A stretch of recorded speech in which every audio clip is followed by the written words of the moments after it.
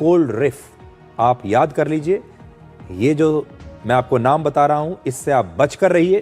Cold रिफ है, इस पर अभी 8 राज्यों ने बैन लगा दिया है। अगर आपके घर में भी है तो तुरंत इसे फेंक दीजिए। अगर बाजार में कहीं दिखाई दे तो कभी इसे खरीदने की भूल मत कीजिए।